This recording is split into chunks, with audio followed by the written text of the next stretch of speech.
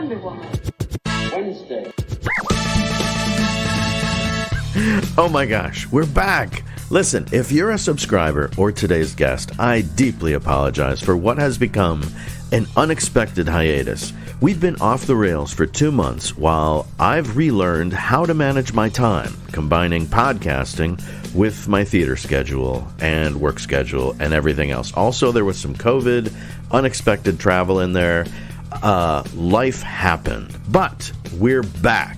And our guest is worth the wait. We're talking to Fredrick Corry, prop builder, fabricator, and all-around awesome cosplayer.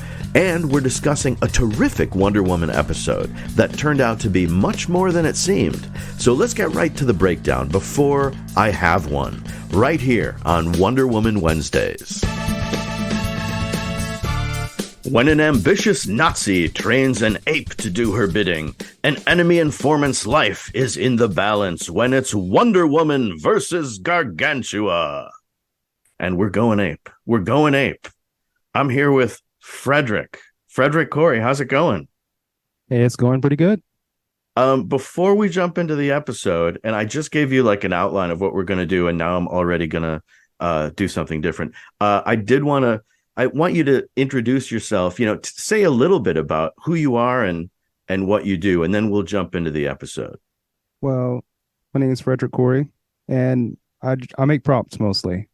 And for most props that I make those props and look at them like I can do something else with those props and end up making the entire outfit based on that prop. That's cool. So whenever you do a cosplay, you start with the props and then kind of build the outfit around that. That's right. That is very cool.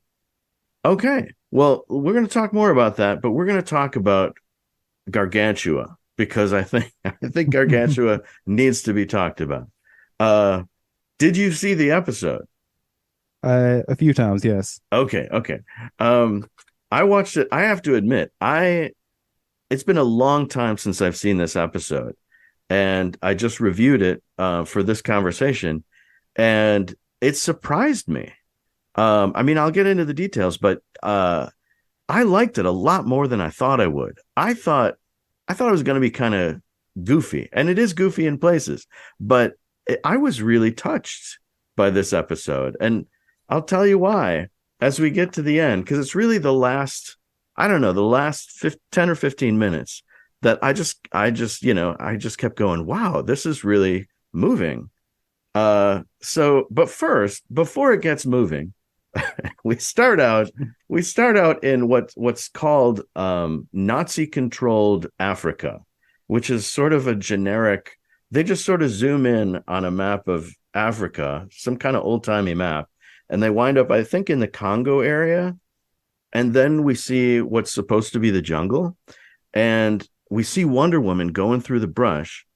And then this ape appears. And let me just say that this ape, Gargantua, as we find out later, is played by Mickey Morton. And again, I thought he was just some dude in an ape suit, but I really started to appreciate his acting towards the end, especially in his eyes. They used some of the what I'm guessing is Planet of the Apes technology for this outfit, at least the mask. It seemed better than some of the late 60s stuff where they just have a gorilla mask. He could articulate the mouth a little bit and you could really see his eyes. And so I thought that was nice. And so Mickey Morton, who's a super tall guy, I didn't write it down, but I think he's like 6'7" or something like that. And he's got both Star Trek and Star Wars cred, believe it or not. He was Klug in the Gamesters of Triskelion on the original Star Trek. And also he played Mala the Wookiee in the Star Wars Christmas special, the infamous Star Wars Christmas special that was so bad, once it was broadcast, nobody wanted to see it again. Have you ever seen it? Yes, I've seen it. Is it every bit as wonderful and terrifying as they say? Yes, I purchased it for my friend, like a VHS copy back in 1996. Wow. And he enjoyed Star Wars, and I bought it for him, and it's like, here, you got to see this. And what did he give you his review of it? Oh yeah, he's like, I need to watch this. Thank you. Well, I've heard stories, but I don't believe I've watched the whole thing. I did see uh they had some of the Star Trek or the Star Wars characters on the Muppet Show, and I saw that. And that was, if that's any indication, they should just keep these characters probably in the movies and not do the TV specials, maybe. I don't know. But anyway, I digress. We're talking about Gargantua here. Gargantua attacks Wonder Woman in this first scene, and Wonder Woman, before he's able to get the better of her, she's got some kind of whistle, right? And she blows the whistle and stops him, and then she goes all Mission Impossible and pulls off some kind of mask, and it turns out it's not Wonder Woman at all. It's a woman in a Wonder Woman outfit and a very convincing disguise.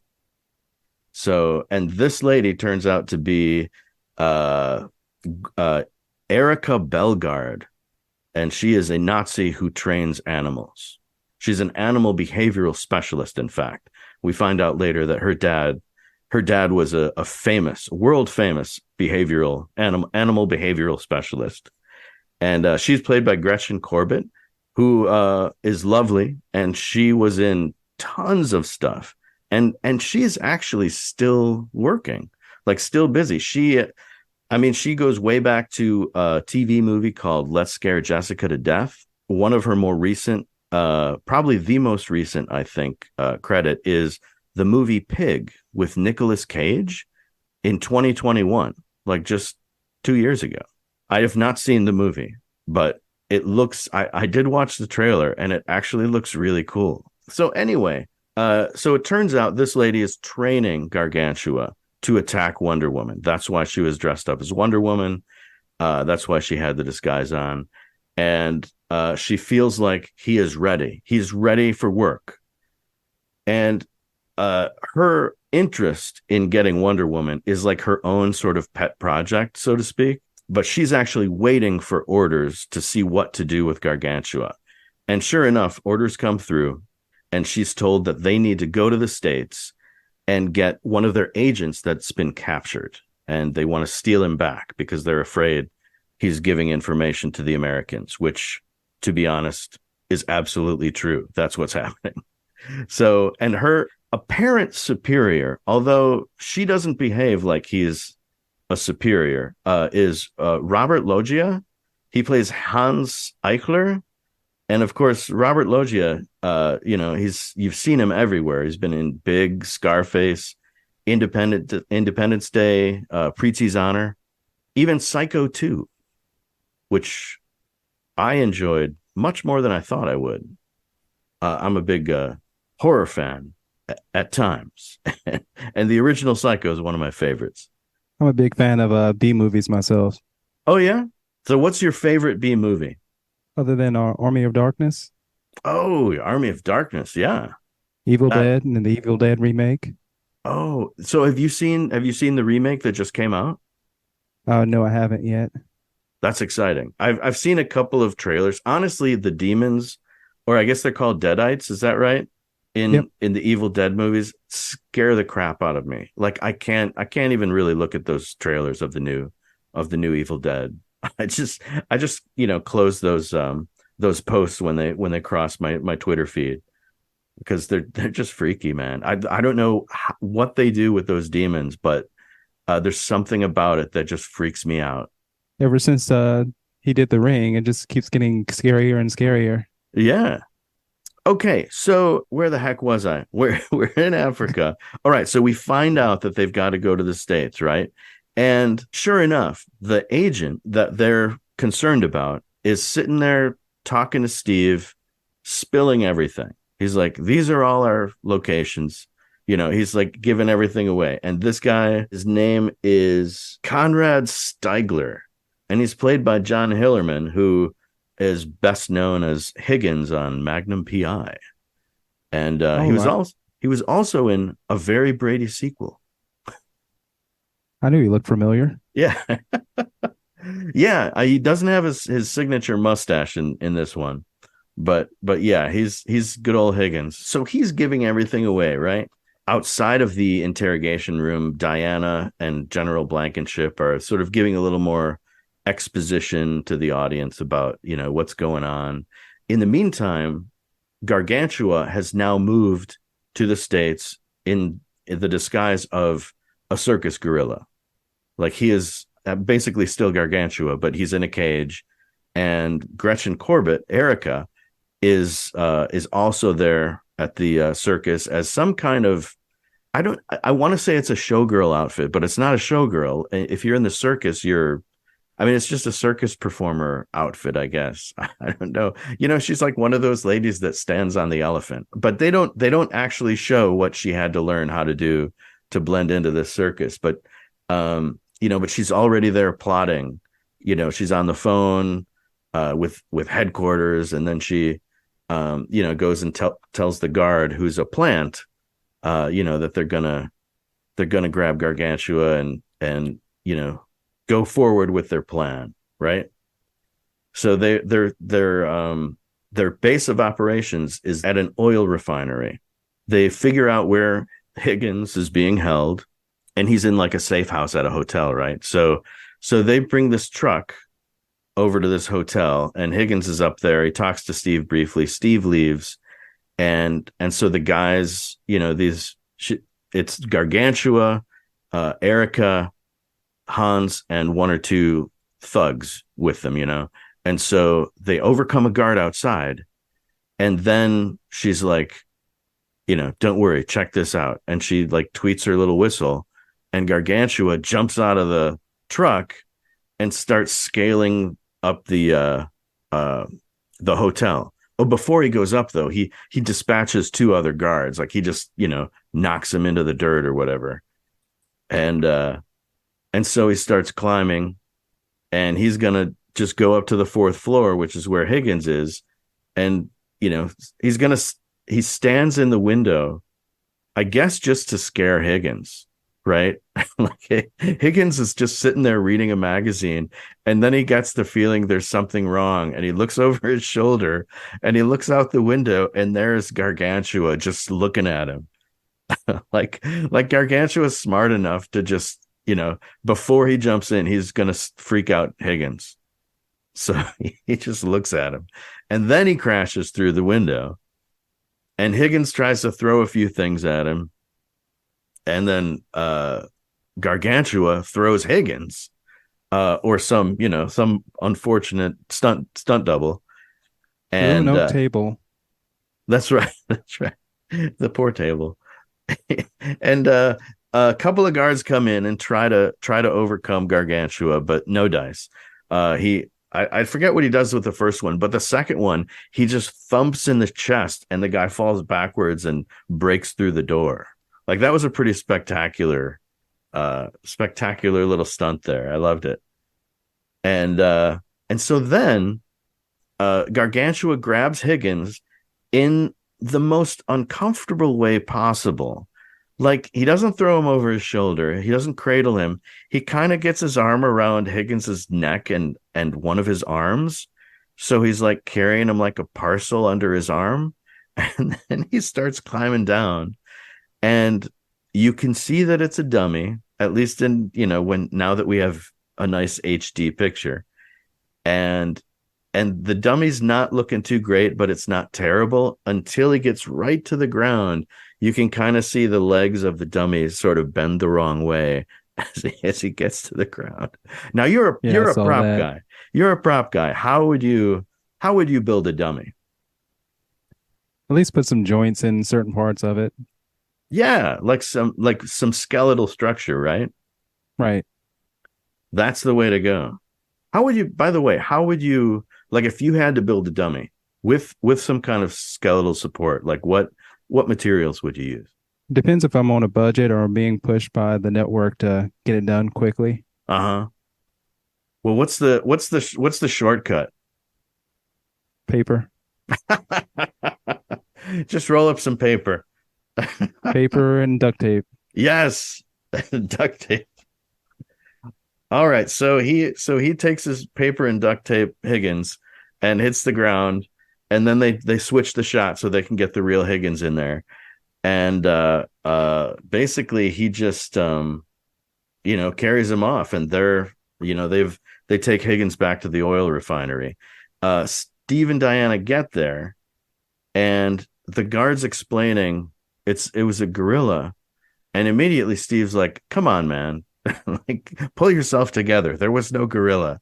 And Diana, as usual, she can sense when people are telling the truth. She's like, Steve, he's really frightened, but he's not making this up. There was a gorilla. So of course, because Diana said it, Steve starts to believe her, right? So we go to the oil refinery, and Robert Loggia starts to question Higgins, and he wants to leave. Loggia, I should call him Hans. I'll call him Hans by his name. He wants to, they've got Higgins. They're done. And he wants to get back. And Gretchen, or Erica, I should say, Gretchen Corbett's the actress. Erica says, no, we're here. Let's get Wonder Woman. This is going to be so much better. And when she explains this to him, she has the craziest eyes. She is so into this idea. She's practically obsessed, I think, because her eyes get enormous when she starts talking about capturing Wonder Woman. I mean, clearly, this is why she's here. I mean, she went to all the trouble of building a rubber mask of Linda Carter when she was training the gorilla. So she must be obsessed. And she shows them, by the way, and then she shows them proof of how effective Gargantua is going to be against Wonder Woman, but she's also proving how crazy obsessed she is. She has a giant cutout of Wonder Woman, and she toots her little whistle, and Gargantua reaches out of his cage and grabs that giant cutout and just tears it to shreds. So no more cutout. Sorry. But we'll see that, she's got plenty of pictures of Wonder Woman that she can use. She uses them later. So the next day, they're at the War Department. That's, Steve's headquarters, right? And Linda, or I should say Diana and Etta Candy are talking. And there's a little news story about Gargantua. And Etta makes a joke that looks like her last date. I love these little, little windows we get into Etta's personal life. She doesn't get much screen time, but every now and then she talks about how difficult it is to find a good man, how hungry she is, and the fact that at least this one date looked like a giant ape, which, I don't know that that's too bad. And then Diana makes the connection to the fact that Gargantua was missing and the fact that Higgins was just liberated by what the guard described as a giant ape. I mean, it doesn't take too much to put those two things together. It's pretty clear there's a connection, but she makes the connection, and then she sort of, like she does, she delivers this info to Steve so he can maybe feel like maybe it's his idea. It's like, ooh, that's I think you're on the right track, Diana. What do you think of that dynamic? I mean, Diana's always coming up with the good info, and Steve, bless him, he doesn't seem to have all the original ideas. He gets a lot of the ideas from her, wouldn't you say? I think Wonder Woman knows what she's doing. Exactly. She's there for a purpose, by gosh. If you're going to leave Paradise Island, it better be for a darn good reason, but we need her. So at the hotel, Steve calls in this doctor, a big old animal behavioral specialist, just like Erica's father. And his name is Dr. Osmond. He just happens to be in the area. He just happens to work there near Washington, D.C. He is played by Herb Voland. And I got to tell you, Fredrick, I am a MASH fanatic. So whenever anybody connected with MASH turns up in this show, I'm going to talk about it. And so Herb Voland was a big MASH player. He was a guest star, but he was on there for 2 seasons as General Clayton. they sort of rotated over the 11 seasons through all these different generals, but I think they tried to keep them consistent as much as they could. And he was probably, I think Herb Voland was the longest playing general that they had, because he showed up, over 2 seasons, which is pretty good. And by the way, speaking of MASH, I forgot to mention that this episode is written by a guy named David Ketchum, and he wrote one of the most popular MASH episodes ever called Tuttle, which is about an imaginary friend of Hawkeye's, who he, somehow makes into a real person, who gets back pay and everything. But that's another story. That's me on my MASH tangent. So I'll get back to Wonder Woman here. So we're talking to Herb Voland, who is Dr. Osmond, animal behavioral specialist. And so he looks at the layout, what apparently happened in the hotel room. And he's like, yes, this was a gorilla. Like, this guy's good. He knows this must have been a gorilla, and probably a well-trained gorilla. So they go back to this guy's research lab, and he confirms with some hair that he found that it's definitely a gorilla. And he also managed to get a footprint from outside, because there was like a little construction area where there was some mud. And he extrapolates from the footprint that the thing had to be like 7 feet tall. So it's an enormous gorilla. It's got hair, and it's been trained. So he knows they're in trouble, right? So and I think it's Wonder Woman. I can't remember which scene. One of these scenes, Wonder Woman's there with Steve, and then suddenly Diana's there with Steve. And I don't remember when it switches, but either Wonder Woman or Diana, seems like she feels like it's a little bit doubtful that you could train a gorilla so specifically. And Herb Voland is like, oh no, look here, man. And then he shows her how he's trained a chimp to walk away from his food. I don't know that that's a really good example of how you could train a gorilla to find a specific person, go get him without killing him, and bring him back to your truck. That seems a little more complicated than just having the chimp walk away from his food. But I guess he did add that he was probably trained since he was a baby. That's a very good point. And Herb Voland's chimp, who knows how old he was? He was probably still young, still working on that food, still a growing chimp. But that's a very good point. Yes, he did say they had a lot of time to train him. Oh, and Diana says again, she sort of underscores the obvious. She thinks if they can find the ape, they might find Higgins, also known as Stigler. I keep calling him Higgins, well, of course. I mean, the ape is the one that took Higgins.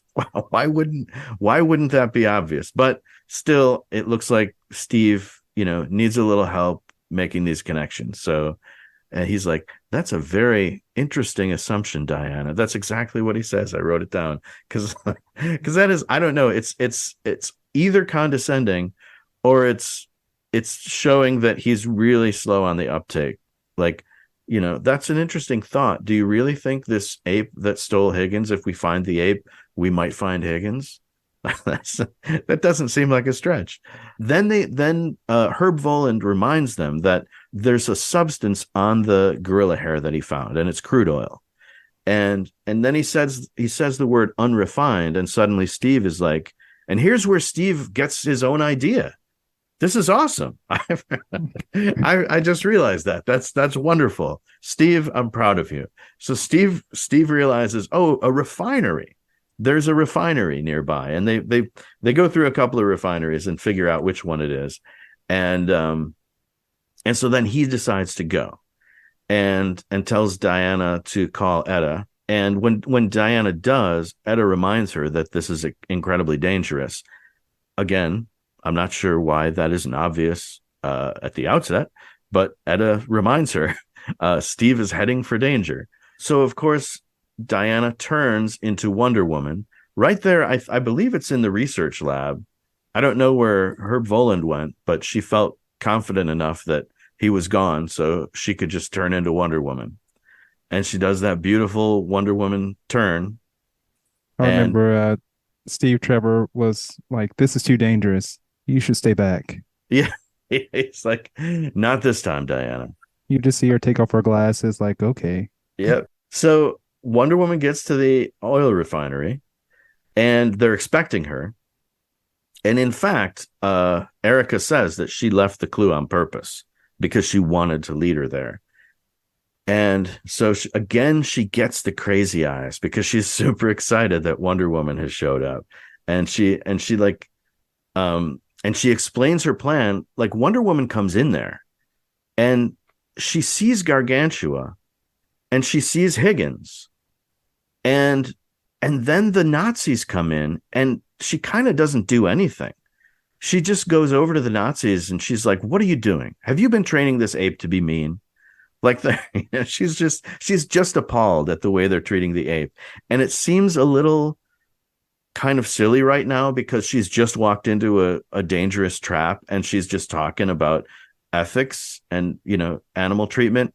But she's really serious about it. And later on in the episode, again, I just think it's so wonderful and moving because, like, she's dead serious about this. Like, "I'm not worried about you Nazis. I can fight you. I'm concerned that you're treating this ape poorly, and I want you to stop." So they put a gun on Higgins and force Wonder Woman to go into this room.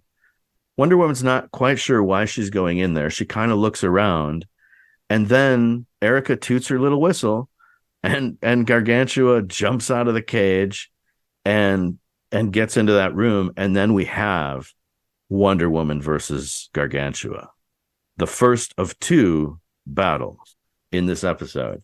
And I gotta say, it was pretty good. I mean, what did you think of, like, the fight and the stunt work? It would remind me a lot of like the old Spa movies.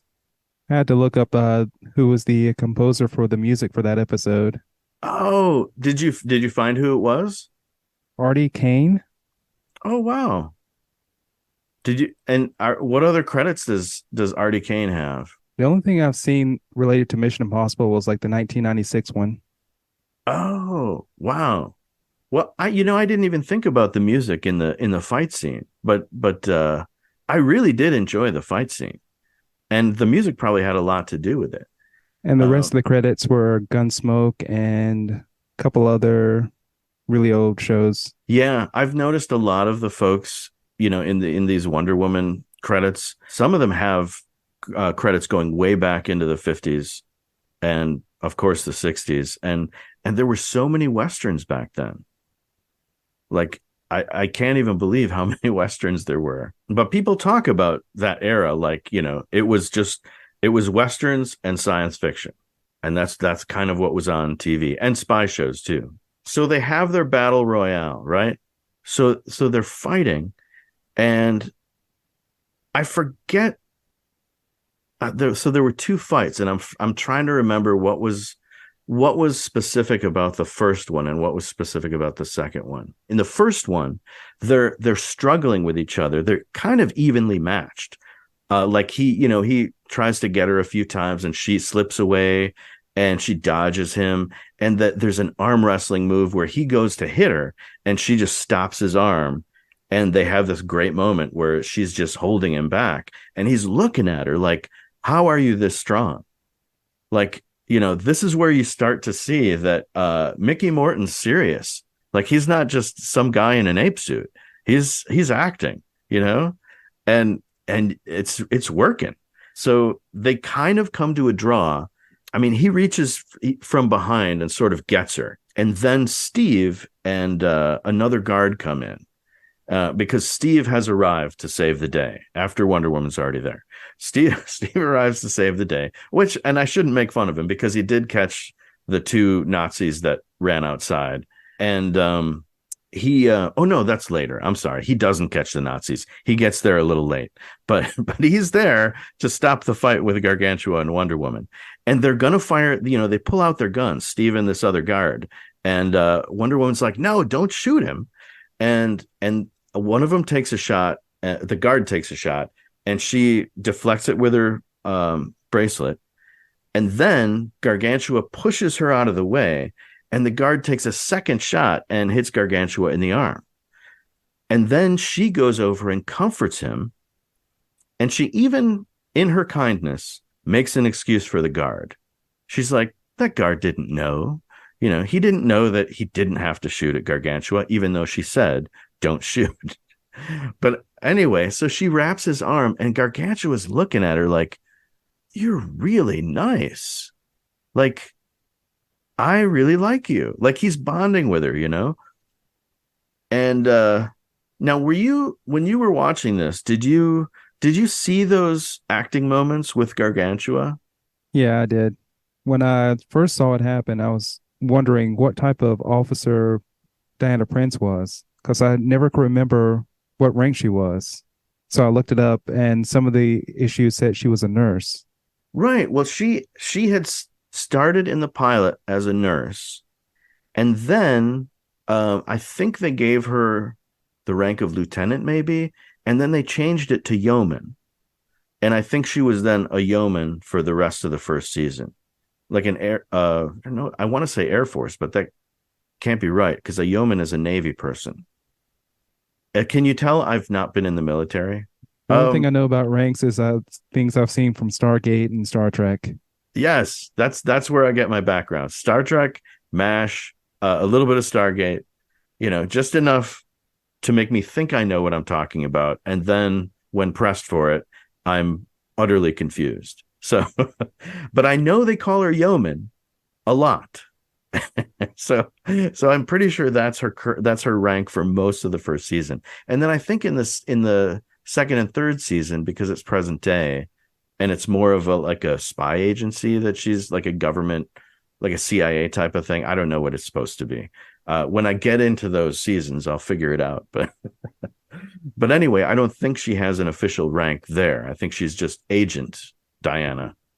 One thing I forgot to mention, when Steve and the guards get there to save the day, I don't know if you noticed this, but the shot where the cars pull up is in fast motion. Like they wanted, I think they wanted us to really feel like these guys were zipping in there because the cars, you can't really tell when the cars are moving, but they pull right up to the gate and then stop on a dime. And it's a really weird kind of, it's a little strange looking.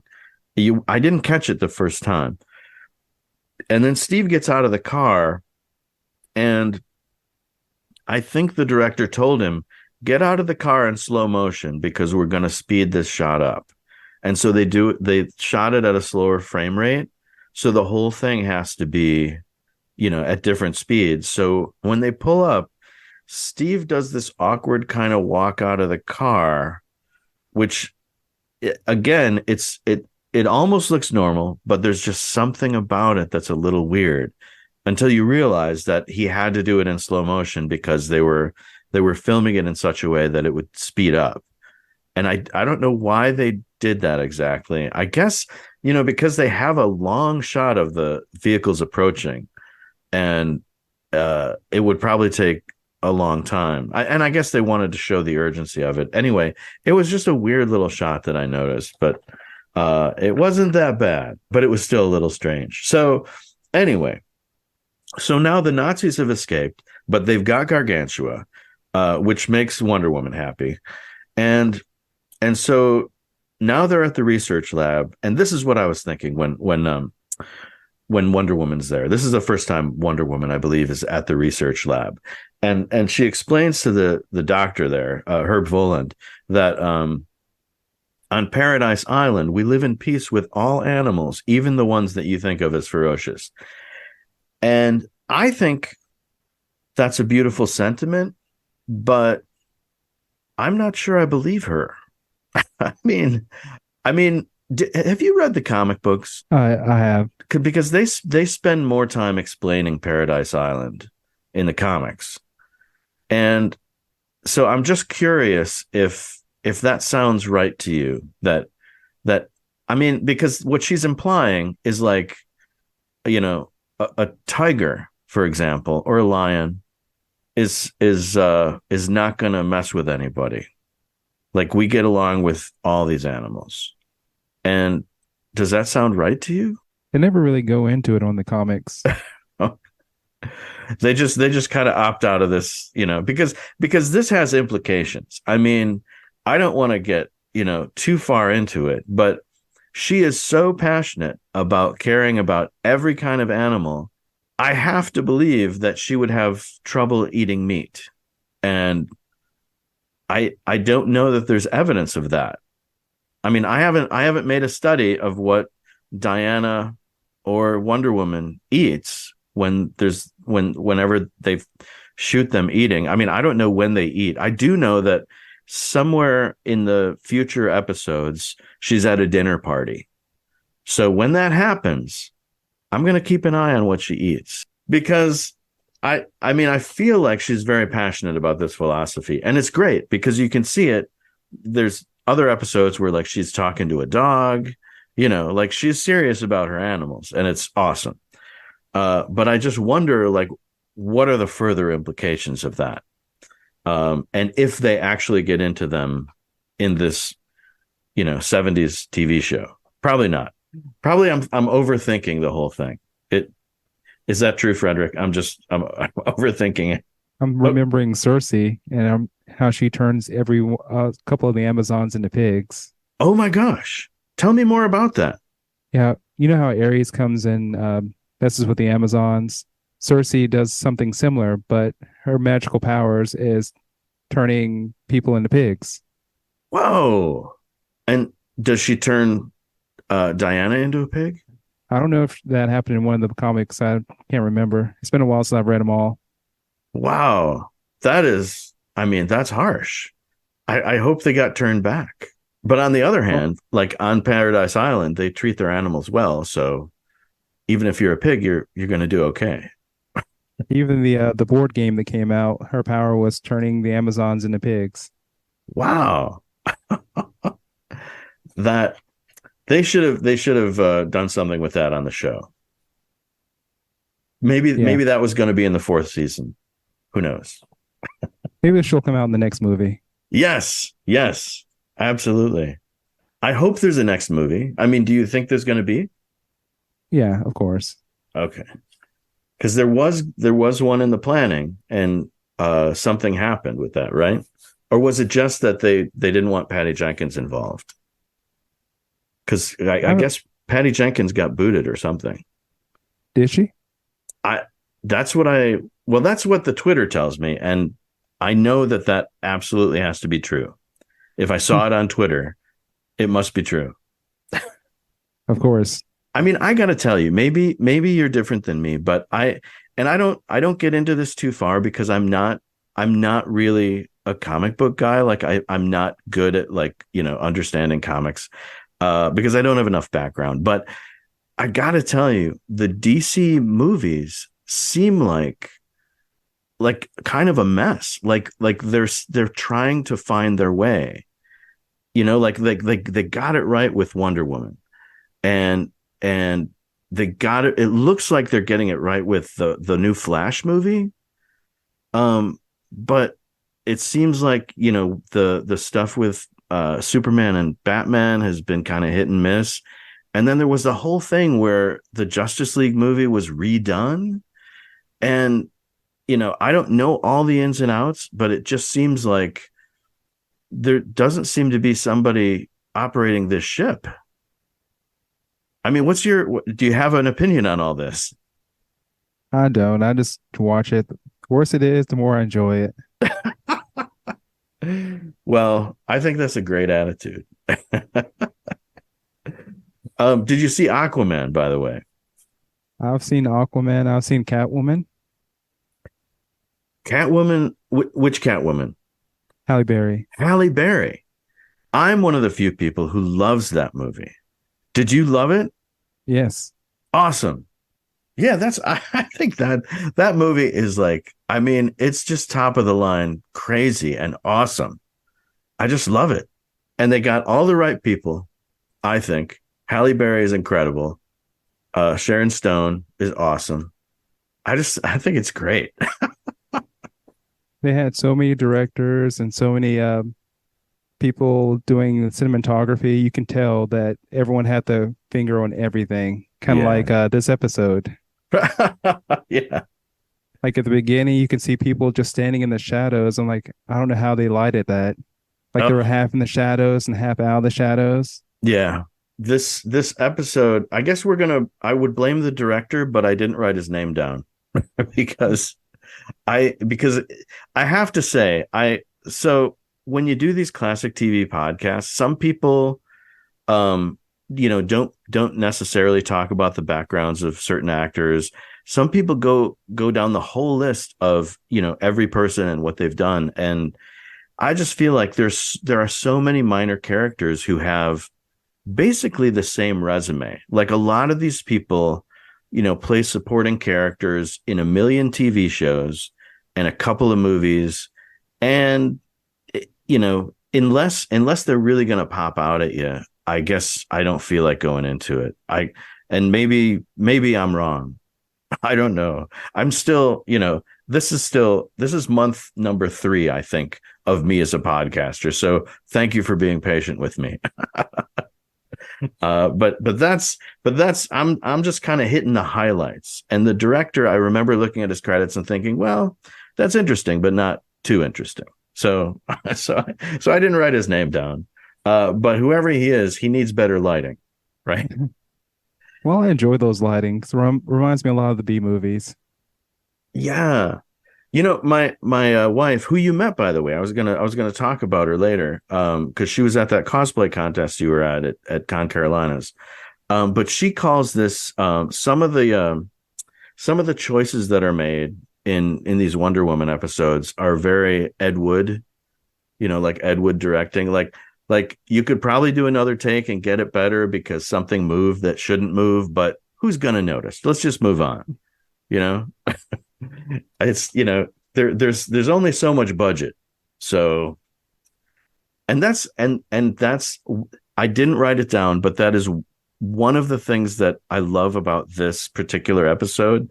They've started to use the invisible plane that's just a tiny plastic plane with a doll in it. And that's fine. It's almost maybe not noticeable on your small TV in the 70s. But in this episode, they did a cutaway. They did a close up. Like they show the doll and then they close up on Diana because she's looking outside for some reason. Oh, she's it's towards the end where after she drops Gargantua off and she's looking at his new home and she's going to miss him. And then they cut back to the wider shot of the doll. And when they do that, it's so painfully obvious that it's a doll. But it's also really charming because that's just one of the ways they're not going to spend the money to make that plane shot look real. They're just not going to do it. I just realized that part where she's like, "Hey, here's your nice new home. I hope you enjoy it." And she's just backing away really fast. And next thing you know, she's in a plane and he's just waving at empty space. Yeah. Because you're not supposed to be able to see the plane, but Gargantua can, or at least he thinks he can, or maybe he senses it. Like maybe now he's got a connection to Diana. So he senses where she is. Maybe. Maybe she was in such a hurry she forgot to flip the switch to turn it on and off. She's flying visible and doesn't know it. Whoops. So let's backtrack before we get to the happy ending. So she talks about on Paradise Island, we live in peace with the animals. I think that's where I went off on my tangent. But so the doc says, "Hey, don't worry. I'm going to deprogram Gargantua and it's not going to hurt him." So Wonder Woman's satisfied. And so we go back to the secret hideout, and Erica, crazy-eyed Erica, is now she's obsessed with getting Gargantua back. She's not going to leave without him. And here's where we cut back to the research lab, and suddenly Steve is still there, but now he's with Diana instead of Wonder Woman. And the reason they did this, I'm just realizing now, the reason they do this is so that Diana, while Steve and Herb Voland can't see her, she goes up to Gargantua and pulls her glasses down and looks at him, and he can recognize that she's Wonder Woman. Like, he knows she's Wonder Woman, and he's super delighted about it because he loves her now. And he reaches through the cage and puts his hand on her hand. And Steve's like, "Oh, Diana, looks like you've made a friend." And it's a nice little comment, but the thing is, the connection, the way Linda Carter acts it and the way that Mickey Morton acts it is really kind of nice. It's very, I mean, he's got to do a lot of super duper mime work to convey some of these emotions physically when he doesn't have the opportunity to have a close up where you can see in his eyes, but I think he just does a nice job. And so it's kind of a touching moment where you realize that this bond is developing between Gargantua and Wonder Woman. So Diana and Steve leave, and immediately Erica shows up with Hans. And at first, everything's all friendly because she has a famous father, and Herb Voland, Dr. Osmond, recognizes right away, "Oh yeah, your father's like a super duper animal behavior guy." And so you must be cool, even though the two of you have these German accents and we're at war with Germany right now. But anyway, welcome to my lab.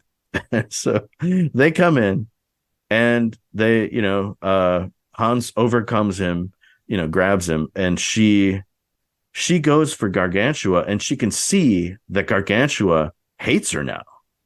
And she's like, "What's this?" Like, why is he mad at me? And so, she's like, "Well, we're going to reprogram him. We're just going to reprogram him." Because she's got that Nazi efficiency. She's like, she doesn't even have feelings about the fact that this ape that has been with her his whole life and trained by her now despises her, and she doesn't care. This is the problem with Nazis. They have no feelings. So they take Gargantua back, and Erica, so her way of, and this is maybe why she doesn't have like feelings about him, her way of programming him is to hook him up to some who knows what machine, right? Like, she's like, "I'm going to need some special equipment." And the next shot, they've got like some kind of, I don't know, it's a tape deck or something. And there's wires leading to Gargantua, and these little electrodes are, stuck in him. And so she says, "Okay, show him the picture." And they've got this beautiful little black and white picture of, "Oh, sir." That's right. And it's Wonder Woman from one of the previous episodes called Beauty on Parade, where she wins this beauty contest by default because she's Wonder Woman. And so, she's got her beautiful tiara and her flowers, and she looks just glowing, even in this little black and white picture. And so Erica starts like, working these knobs on this mystery machine, and you can hear this sound effect. And, so you're a prop guy. What in the world do you think? First of all, what's it supposed to be, and what's it actually made out of? Sounded like some type of shock therapy. Yeah. So you think it's like total electrode kind of. Yeah. She's just putting volts into him. Yep. And does it look like, because it looks like one of those old consoles. I used to do sound at our theater in college, and they had all these, goofy little sound units. Who knows what they did? One of them's just an amp, but it's got like 3 or 4, different controls for nothing.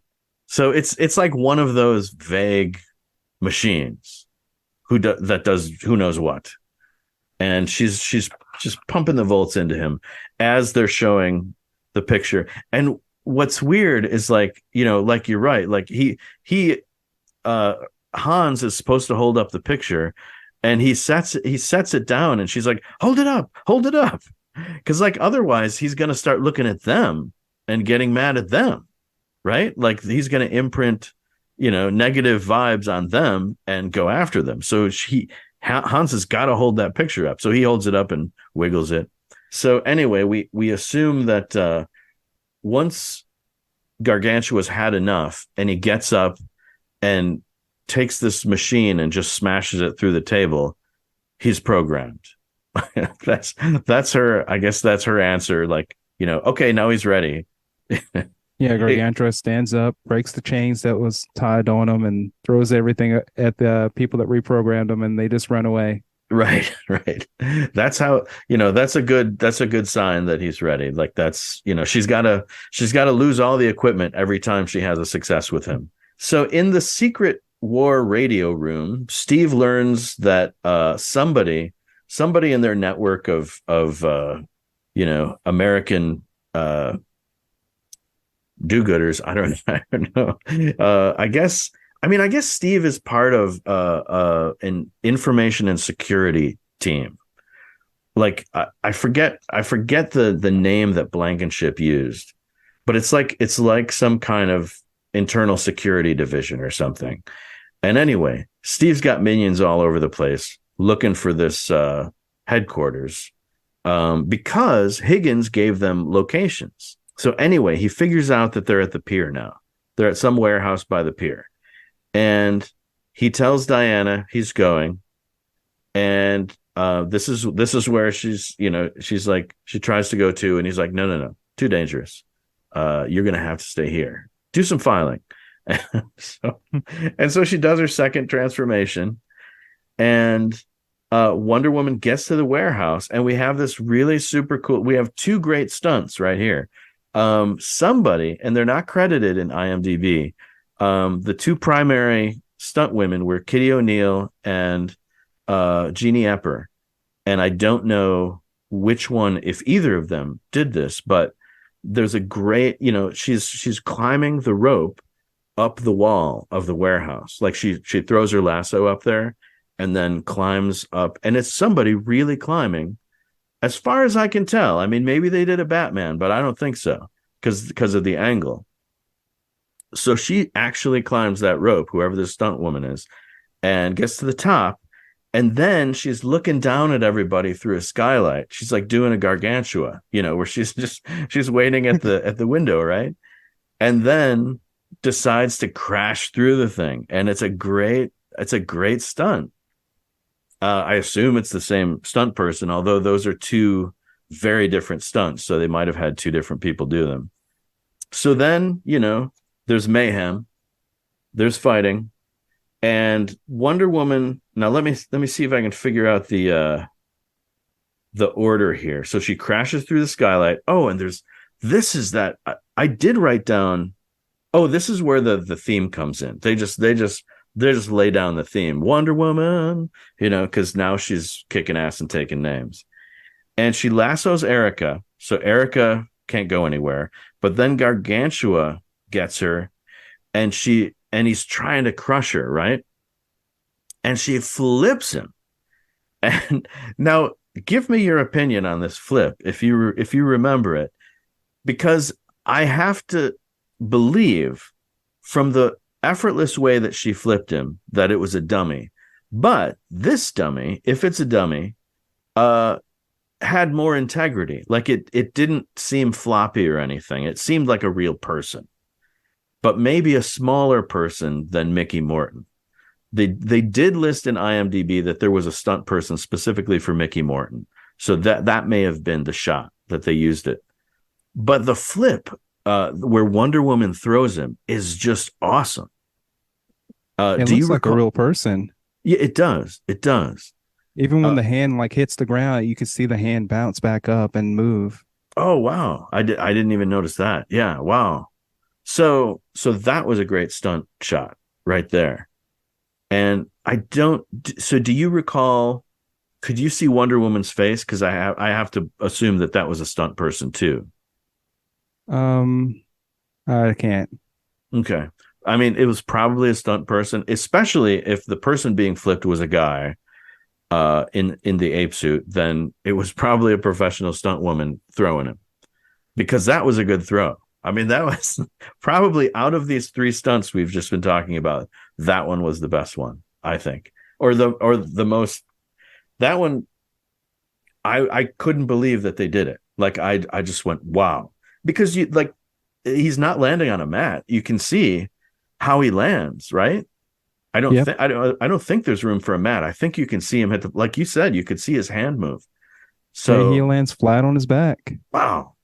Maybe they put padding in his suit. Oh, well, that is brilliant. I wouldn't have thought of that, but that's like a great strategy. Awesome. All right, so she flips him, and after she flips him, she runs to him and says, "I'm really sorry I had to do that. I don't want to hurt you."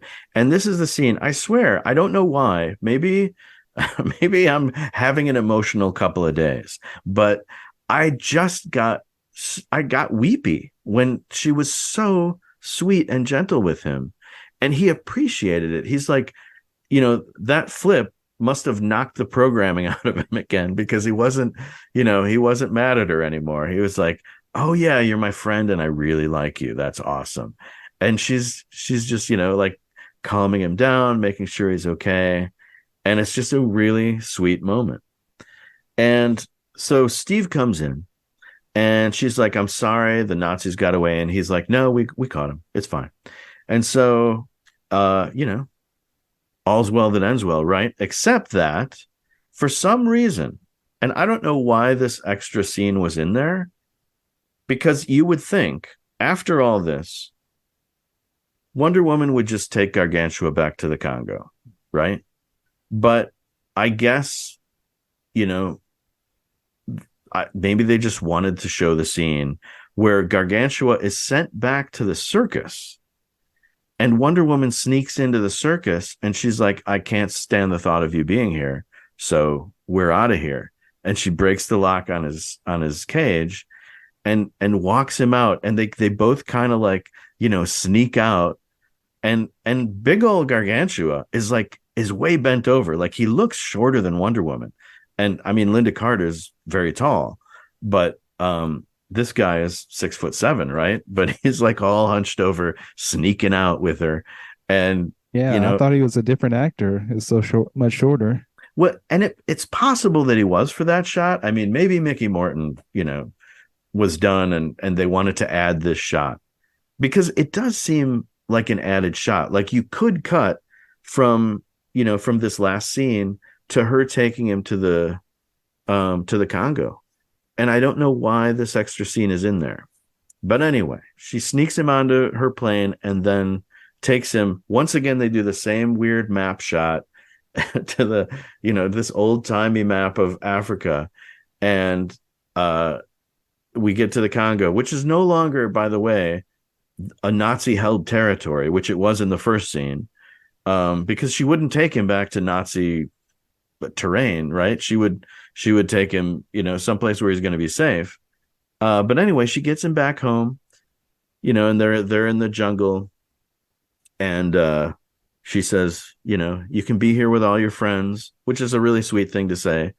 And then, like you said, she just backs into the brush, and she's gone. The plane takes off. He waves at the air, and she Simpson style just backs away. Exactly. That's right. And then she's out of there, and there's a little scene of Steve and Etta wondering where Diana is, and Steve's worried about her. It's not like her to just take off. And Etta says she she had to run an errand, and then Diana comes back and says, I forget what her last line is. It's like I had to visit a friend, or I had to take a friend, drop a friend off or something. And she has this kind of pensive look, and then somehow realizes Gargantua is going to be okay. And then she gives you that trademark smile, and the end. And there it is. So, Fredrick. Yes.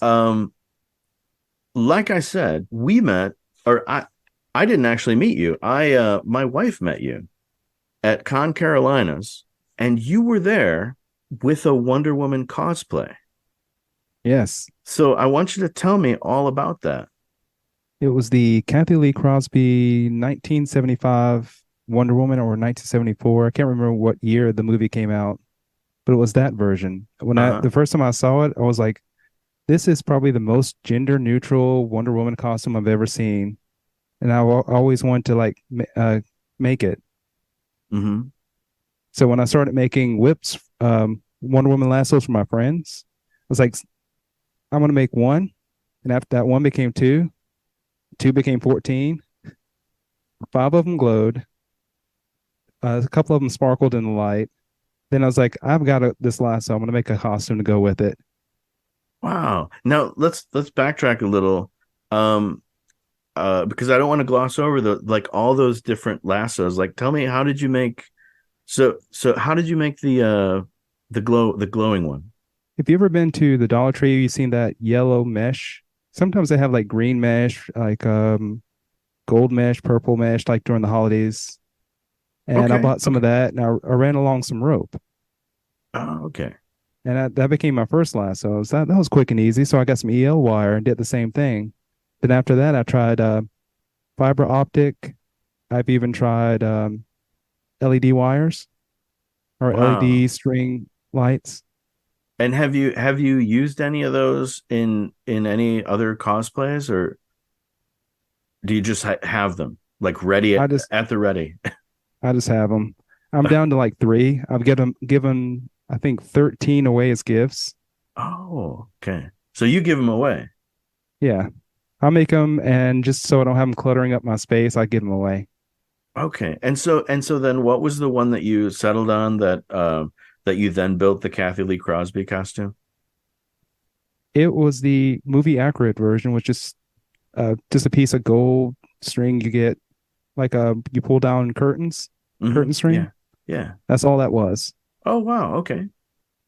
Very cool. And so you said it was a gender neutral costume. Like, you were not trying to, portray a woman or necessarily a man, just, a gender neutral cosplay. Yeah, I got a blonde wig, but the wig was dreadlocks. Yeah, I remember that specifically. That was a really cool look. So tell me about, well, first of all, how did you, you talked a little bit about, you've kind of gotten into cosplay through props. But tell me how it all started. Like, what was your first cosplay and how did you get into that? My first cosplay was Joey LaForge in high school. And I started doing it for high school plays and high school shows. Like, we had like these spirit shows. Like, we're trying to, amp up our football players. I would go up on stage and I start, hyping up everyone dressed as Joey LaForge with the visor and everything. But instead of having like the emblem on my lapel or my chest, it'll be the, I guess, the emblem for the school. It was duct taped to my chest. Okay. So it looked like it was a uniform. Very cool. So my wife says hi. She really loved meeting you, but she did want to apologize because so she was cosplaying. She was cosplaying Maleficent Dark Fae. And this was at Con Carolinas when you were doing the Wonder Woman cosplay. And you were standing in line, and she was just told by somebody that, you're kind of expected to do a little something when you get up there. Like, you don't just show off the costume, but you've got to kind of do something. And she's like, what? Yeah. And so she's spinning in her head, like, what am I going to do? And then you were talking to her about your cosplay, and she was really into what you were saying, but she was also worried that she looked like she was thinking about something else because she was worried that she had to do something.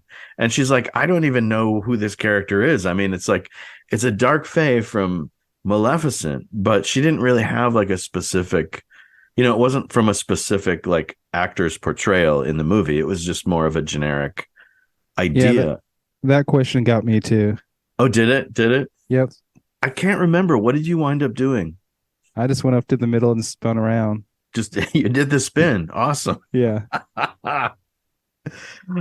So I'm sorry. We left off at so you were talking about even in high school you were doing cosplays for like you did Geordie, and instead of the insignia you had your high school logo, which is awesome. So what are other memorable cosplays that you've done? I've done Spaceballs, but Oh instead of no. doing just a regular Spaceball outfit, I did the guy that made sounds with his mouth. Yeah, yeah. But I went further than that and I matched it up with Portal. So I had a Portal gun, Wow. and the Portal gun says Spaceballs, the Portal gun. That is cool. That is awesome. And again, that's built around a great prop. That's cool. All made out of wood. Oh wow. So I think we've talked about that. One of the questions is what's the sort of activity focus of your cosplay? Like, is it for charity? Is it generally just for cons these days, or do you have other outlets where you cosplay? Just for photography. Okay, okay. With my Wonder Woman costume, for example, it was I think February or I think it was may have been January, but I went out to the mountains to take a like do a photo shoot. Right, And this right. this is probably the most memorable story I've had about this, dressing up as this character. Well, I had to scale this mountain to take this picture. So I'm climbing Really? this mountain, yeah, Wow. with all my gear, dressed as Wonder Woman, and I meet a hiker. And this is like 8, 9 o'clock in the morning, and we start talking about how he's retired and this is what he wants to do, just go around to different trails and hike. I'm like, this is what I'm doing this for fun. I'm, dressing up, cosplaying, and just taking pictures on the mountain. And it's like, yeah, I got to hurry up and get up there before the light disappears. And I get up to the very top and set up my camera and everything. And I just, start taking pictures for a couple hours while the sun's like around 12 noon. So you didn't have a photographer with you. You took the pictures yourself. I used my phone and used the wireless feature on it. And I just took a picture with my phone. Wow. I And almost lost my camera off the mountain. oh no. And did you make it back before dark or were you hiking in the dark? Well, I wasn't there long. I was maybe there till 2 or 3. That's when the light started, going away. Okay. Started getting really bad shadows. Oh. And are there things about doing cosplay that have surprised you that you kind of didn't expect? Just being able to make anything that I see come to life. That's cool. So have you run into something where you've tried to fabricate something or emulate something and you just couldn't get it? All Or the have you time. oh all the time? Like the one I'm working on now, I spent 2 hours staring at the wall last week trying to get this one curve right. And I'm using paper. Uh-huh. And the armor is completely made out of paper. I'm trying to develop this entirely new technique. Yeah, I've been following. I'm not sure I've seen all your photos, but I've been following the one that you've been building, and I can't figure out what it is because It's a you've still got basic elements that like you did all those sort of wood chunk shapes into a Yep. ring, and I don't know what that is. If you follow the Heimdall one, I go back and reorganize it so it's all like one portion is this part of the costume, one portion is this part of the costume. But as I'm crafting it, you can see here's a picture of this section, here's a picture of this section. Oh, okay. I may have missed those because I was looking at these elements and I'm like, what is he building? What could this be? So now I have to go back and see. Now Yeah. and But this is it all on Facebook or do you have an Instagram? well, I have my ideas that I'm normally working on Facebook, but the one that I have my completed projects on is my Tumblr account. So if people want to find you on Tumblr, how do they do that? It's going to be Bard Tank, just like D&D. Okay, You got a okay. bard, you got a tank. Gotcha. I understand now. Um, okay, so that's cool. Let's talk about just specifically about Wonder Woman, because that's what our podcast is. Do you find because it's interesting? I didn't peg that cosplay until you said it.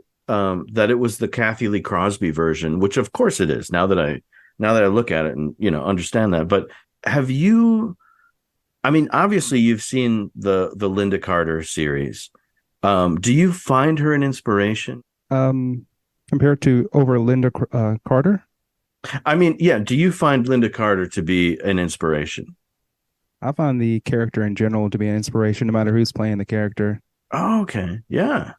Even Ellie Wood, wasn't that the first original one? Yes, even Ellie Wood.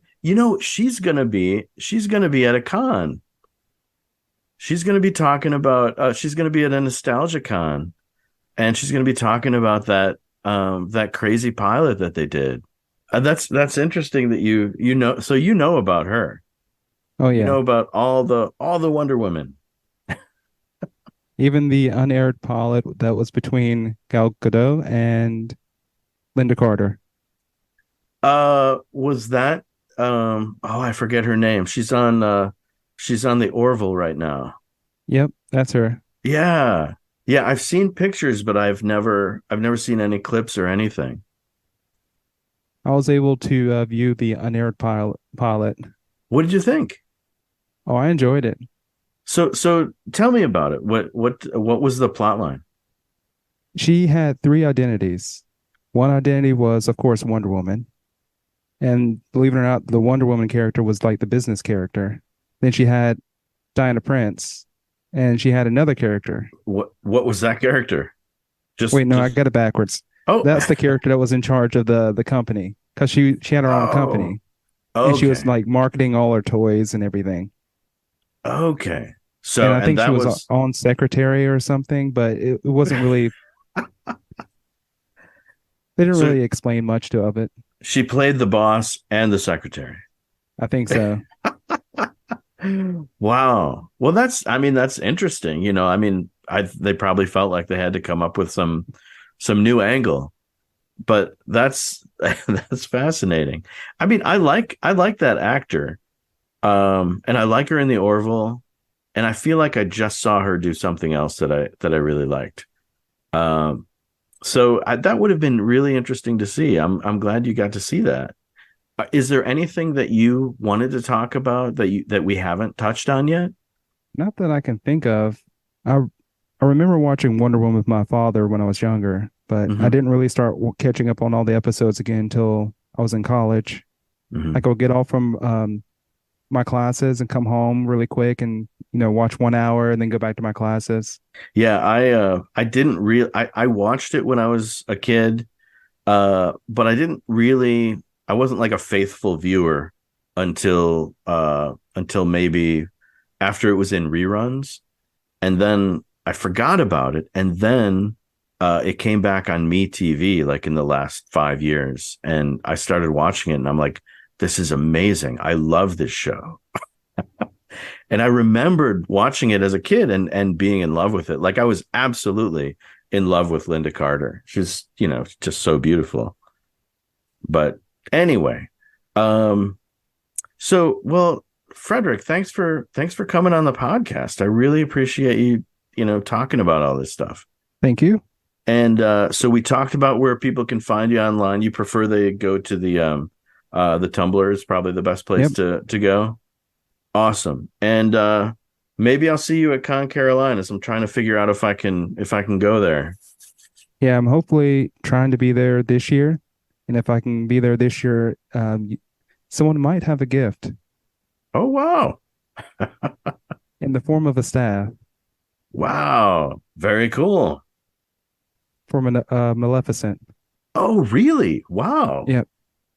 I just got to figure out how to do the resin ball and run all the LEDs and find the right type of wood. Wow. Well, thank you. And I'll be talking to you. I really appreciate your, giving your time. Thank you. A great big thank you to Fredrick. Be sure and check out his Tumblr and Instagram at BardTank. The links will be in the show notes. Now, we've got some great episodes coming up, fantastic guests, and listen, if you'd like to be one, if you're a Wonder Woman cosplayer who loves Linda Carter, and who doesn't, I would love to have you on the show. So email me through the link at our website. That's WonderWomanWednesdays.com. You'll find links to all our previous episodes and special editions, and you'll find links to my favorite podcasts, including Made for TV Mayhem, which has emerged out of its own semi-hiatus with some great episodes, including a Monty Markham episode that breaks down a great Linda Carter TV movie called Hotline. So check it out, join us next time, and be kind whenever possible. It is always possible.